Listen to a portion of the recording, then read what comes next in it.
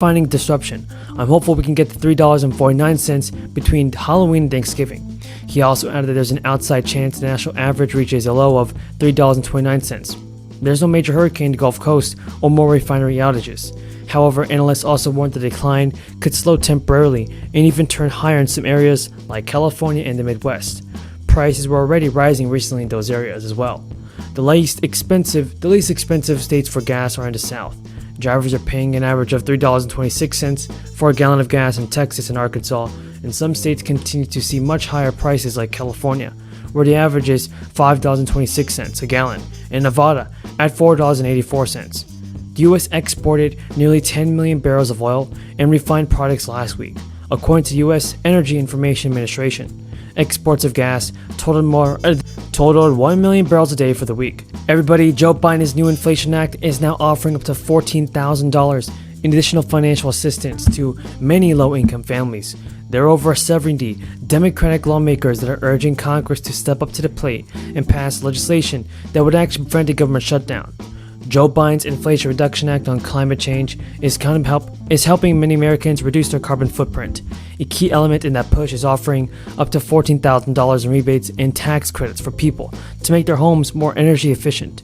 Those benefits can be used to lower the cost of home upgrades, ranging from installing heat pumps to buying new electric purchases, and like stoves and dryers. About 40% of carbon emissions stems from buildings, and so these incentives can actually help the U.S. achieve its goal of lowering fossil fuel emissions. According to experts, this gives people some very concrete and generous incentives to do that, both in the form of tax credits and direct cash rebates.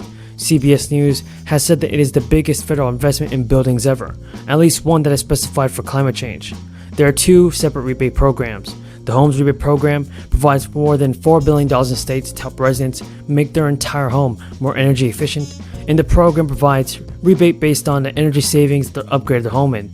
And now, for instance, homeowners that make changes that cut their energy usage by at least 35% can get up to $4,000 in rebates. That amount is doubled for low and middle income households who can get $8,000 in rebates. High Efficiency Electric Home Rebate Act provides rebate for low and middle income families to electrify their home, like installing heat pumps or electric clothes dryers. The per household rebate is capped at $14,000, and households cannot receive two rebates for the same upgrade. The Homes Rebate Program would cover upgrades from solar panels to new windows that help your home become more energy efficient. The other program designates rebates for specific appliances and purchases and other upgrades. One of the consumers and one of the most appealing rebates is a provision that is offering up to $8,000 for heat pumps, and this provides air and conditioning as heating. Thank you, Mr. Chairman. So in March, the SEC proposed a climate risk disclosure rule that takes a big step toward increasing the efficiency of the economy and of financial markets by requiring companies to inform investors about the climate-related risks that affect their businesses. Now, as part of this rule, the SEC proposes that companies disclose their greenhouse gas emissions, and a company's emissions are classified into three different categories called scopes. So, Chair Gensler, just so we can set a baseline here, let's run through an example. Let's say I'm Exxon. My Scope 1 emissions would be from things like my company's vehicles and methane leaks that occur at the wellhead of the wells that I own. Scope 2. And important, the law reduces inflation and it reduces the deficit. And as the leader said, it is fully paid for by making the biggest companies and the wealthiest pay their fair share.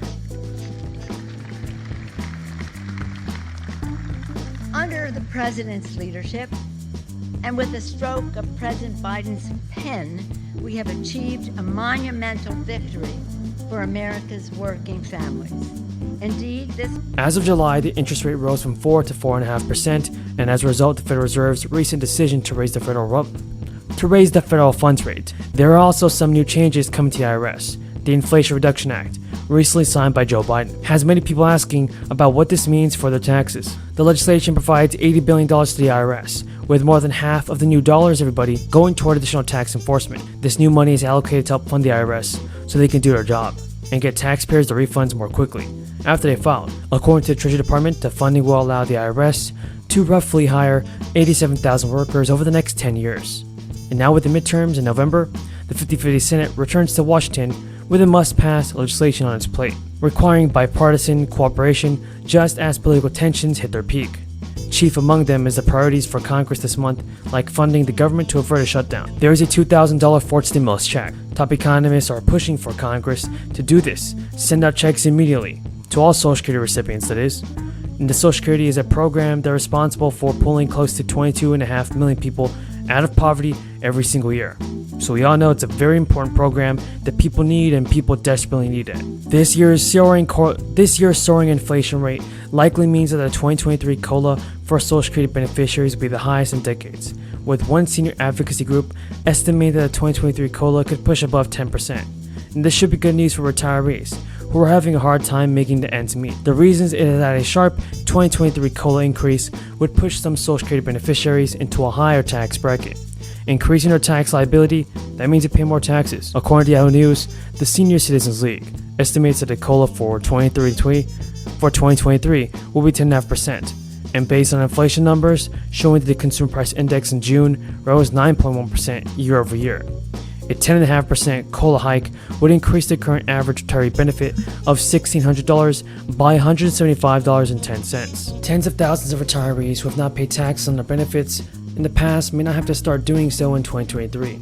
So higher incomes can also lead to a loss of income-adjusted Medicare health and prescription benefits for low-income beneficiaries, as well as reduced SNAP. Federal Reserve Chair Jerome Powell also sounded a warning to Americans last month as the central bank continues its efforts to combat high prices.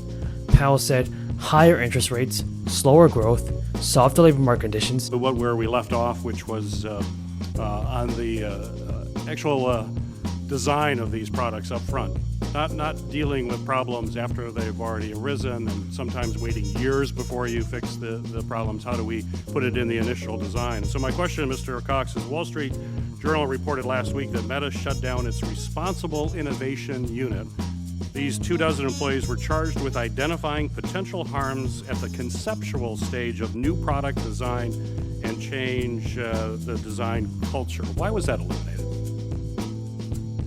Senator, thanks. Respectfully, on this team, because I saw this reporting as well, the work here was not eliminated. The specific team named here was a small team of about 20 people that was overlapping with our much broader integrity, safety, civil rights efforts across the company.